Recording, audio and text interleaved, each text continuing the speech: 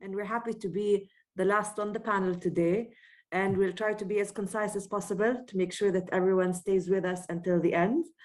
As Alexandra said, I'm Zina Khoury, and this is my colleague, Dr. Laila Abdul-Majeed from the Ahliyyah and Mutran schools in Jordan. We're bringing to you today another example using the integral worlds approach, but from within the framework of an educational institution or a school, where usually things happen within a routine base, but we try to shift them in that context of societal renewal.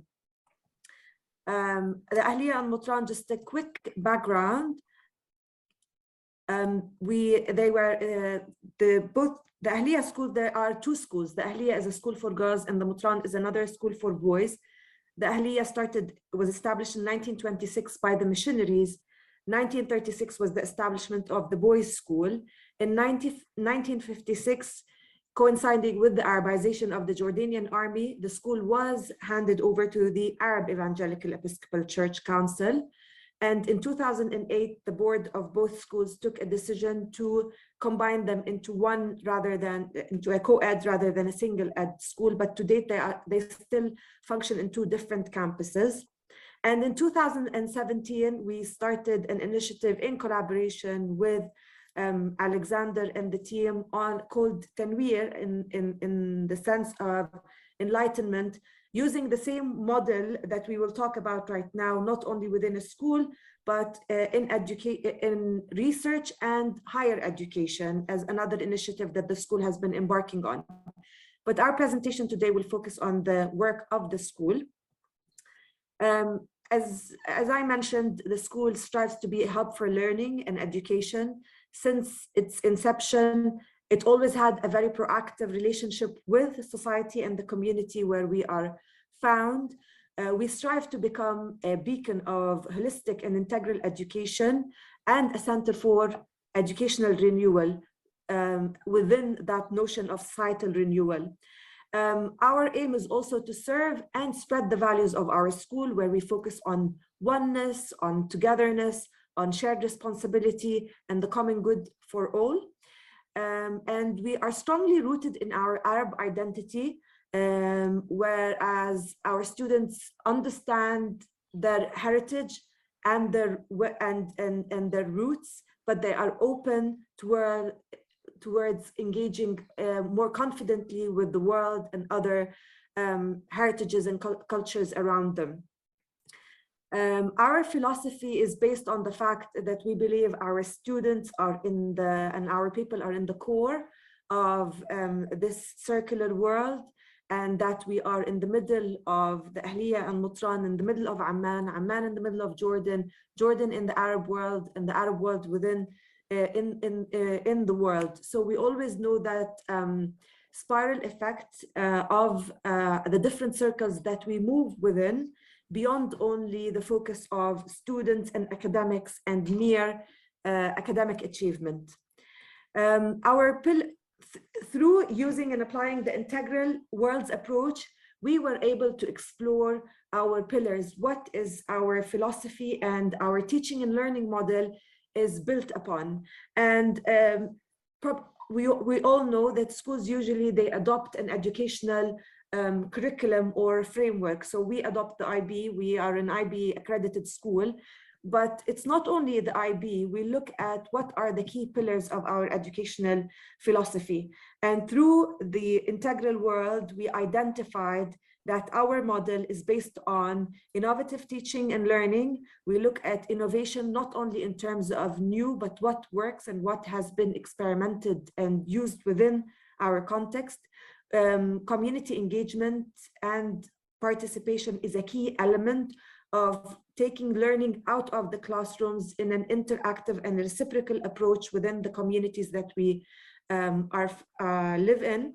Well-being is another key pillar, because we believe that we cannot work only on academic achievement and only on the mind, but there's the mind, the body and soul, and the comprehensive approach to student and staff well-being.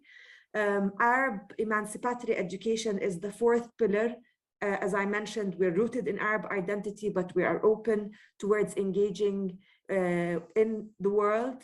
And our highest pillar is enlightened humanism, based on the notion that everything within that model needs to serve humanity and the world that we live in at the end.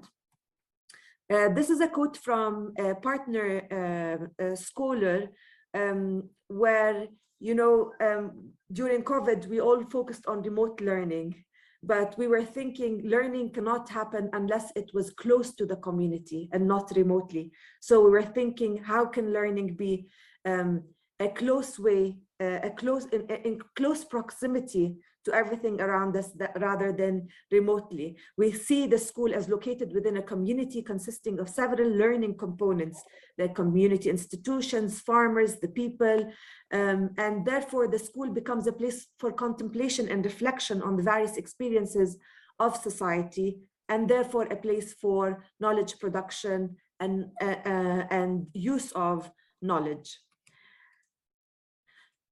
Our road to integral transformation was based on key questions that we asked ourselves as we embarked on this journey. We thought of the fact that, does learning only happen in classrooms, or and through pre-assigned topics, curriculum, or assessment, or there's more to learning and teaching within the school, where students spend almost 14 years of their life and the start of their educational journey.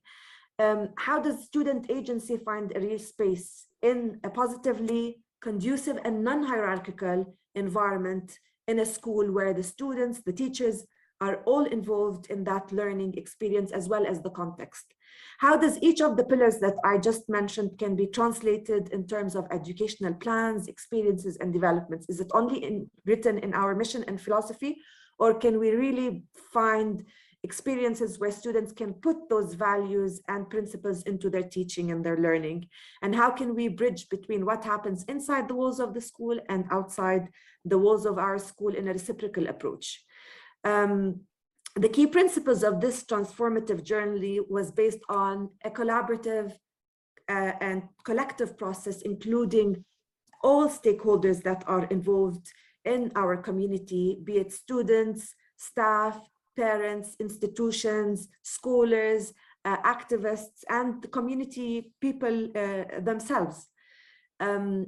We were always thinking of how can we open and expand new spaces for interacting, imagining, and reflecting within the walls of our school. It doesn't have to be confined to a classroom, or it doesn't have to be in a very traditional approach to teaching and learning, but how can we find these new spaces for learning and interacting? And how can we build partnerships with individuals and institutions that embody the same values and principles that we are trying to promote and embody in this transformative journey? And at the end, we always think about it as an ongoing process. There isn't like a one-size-fits-all or a very strict journey, but it's as we go, we are always experiencing and exploring new ways and new approaches, and therefore it's a cumulative process to teaching and learning.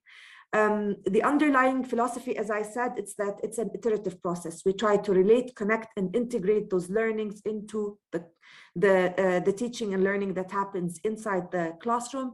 And we try to always think of multiple layers, starting with the self in a comprehensive approach, mind, body, and soul, moving to others and the relational element of that journey between peers, between the school and the community, and then thinking of the bigger context, the land, the community, and the history and culture of our schools. And this is more of the theoretical background of that transformative journey that we are embarking on. Laila will take us through an example of a real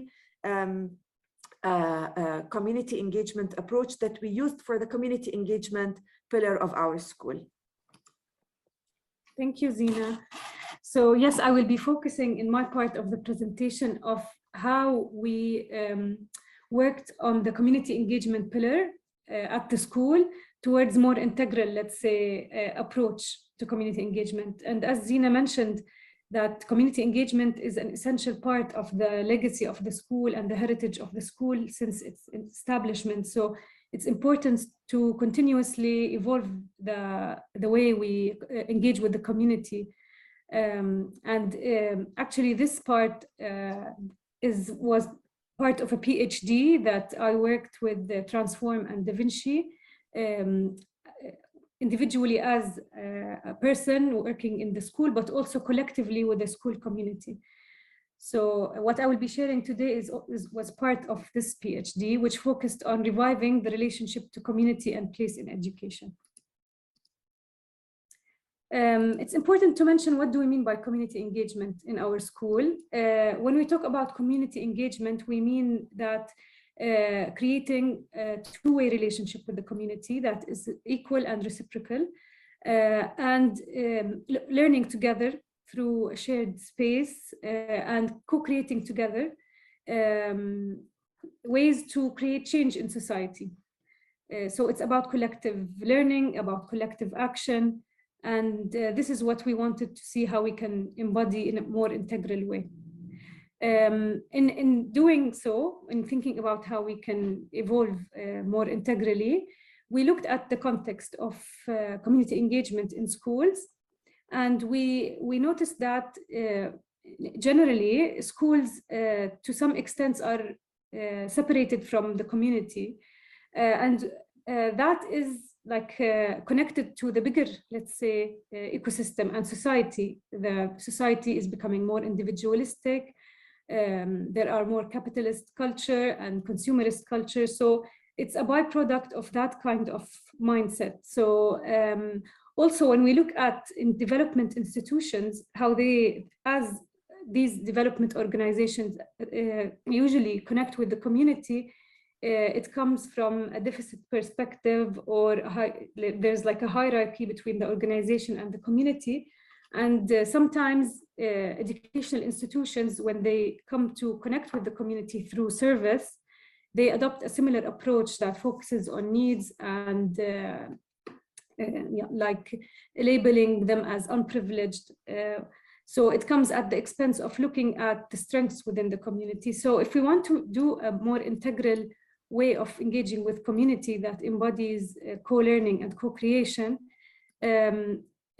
we thought of 4 important, let's say, elements to look into and embody. Now, first is the importance of the nature of the relationship that we build with the community. We strive to create equitable relationships that are, let's say, reciprocal and mutual, and does not create dependency or hierarchy.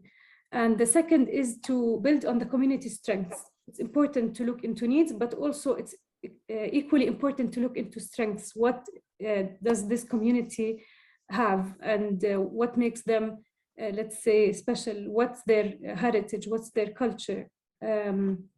What is their knowledge? So talking about knowledge, it's important to learn from the lived experience of the community and view that kind of lived experience as a source of knowledge in education.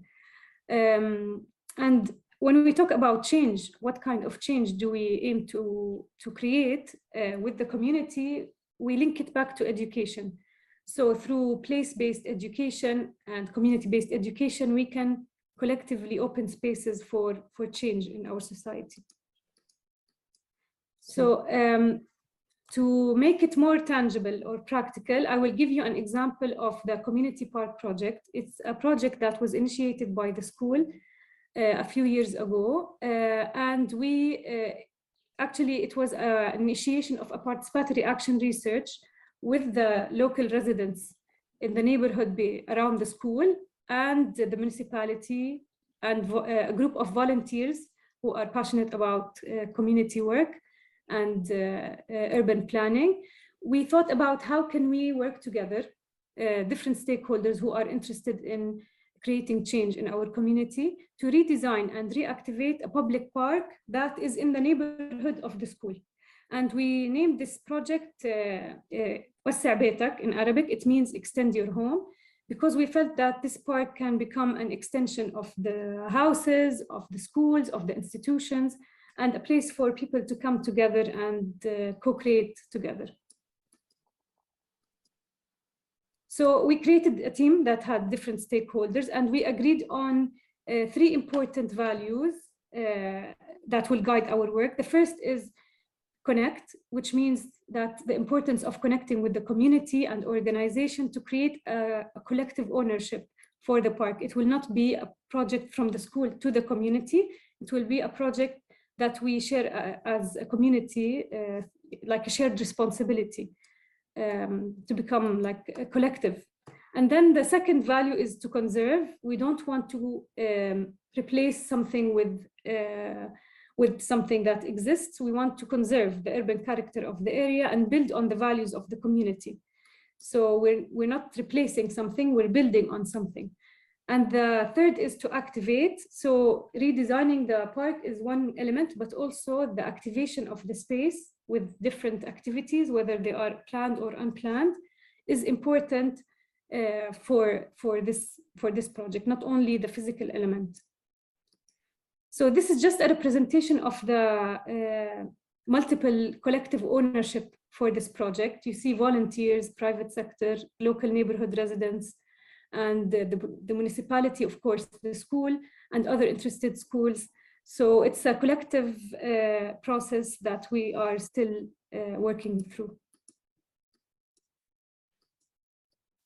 And why did we decide on participatory action research? Because it's not a prescriptive way of doing research or creating knowledge.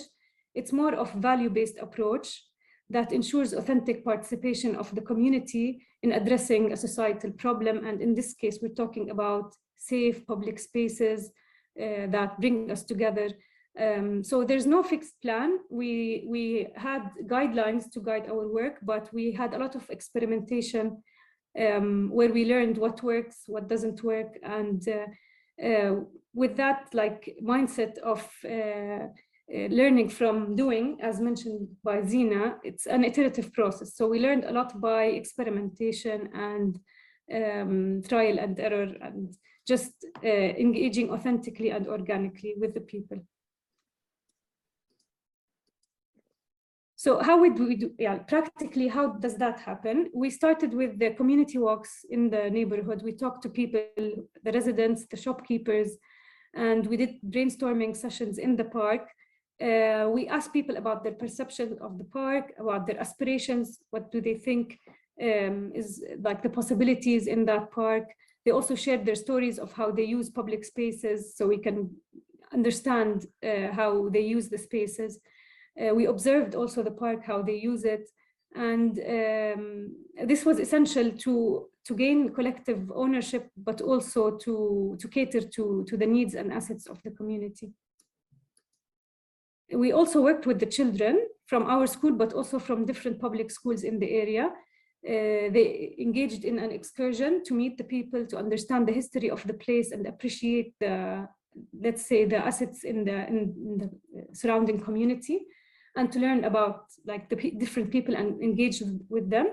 But also they came back to the park and they created 3D models from their imagination of how they imagine and would like this space to look like. And that was part also of the designing the park. It was inspired by the work of these kids, and also the dialogues with the community. If we want to go back to the curriculum, we also linked this project to the curriculum. So like, just to give you an example, we have 10th grade take design as a subject, and one of their units was inclusive design. How can the places be inclusive and cater to the different needs of the community? And we gave them this project as a case study, and we asked them to design a multi-purpose element for the park, knowing all this background about what happened and the engagement with the community. And they got mentorship and guidance from our volunteer designers. When we talk about park activation, it's not disconnected from the school and how we use the school as community spaces. So we open our fields for the community. They come on a weekly basis to practice football. We have in this a photo of a group of men residing in the community. Their background is they are refugees. They've been in Amman for a few years, and they struggle to find spaces to practice sports. So they come on a weekly basis to practice football, but they also help us in maintaining the park and in cleaning it, and just following up on any needs that this park needs. And they are part of the, let's say, some of them are part of the park team, and those who are really interested in contributing to it. These are other examples with women and their children. We had a gardening, let's say, class or session in the park, but they also come to the field and they learn some football skills and engage in different sports activities. So the school and the park become connected in some ways. So just to share some key learnings from this experience is that if you want to engage in an equal relationship with the community, it's important to engage in organic ways of engagement with the community, because formal engagement creates hierarchy from the beginning. If you create a more natural ways of connecting, just to go in the streets and meet people or meet in the park, very unplanned sometimes, are the most effective. And if you create that kind of natural engagement and equal relationship, appreciating the strengths within the community and finding assets in the community becomes a natural consequence of that kind of relationship. Another important point to mention here is that throughout the process, we continuously reflect on what we do and how we engage with the community and what we attempt to create. So critical reflection is important throughout the process, because we, as we say, we want to embody certain values of authentic participation. So are we really authentically engaging, or are we just focusing on certain actions to complete? So it's important to always check in on the values and the actions. And finally, I just want to remind you that really we always remind ourselves on the importance of experimentation, because it is at the core of knowledge creation when working with the community in this integral approach. So yeah, that was also one of our key learnings and reminders. I think, yeah, I did have some more examples, but I think I can finish my presentation at this point and open it more for questions. Thank you.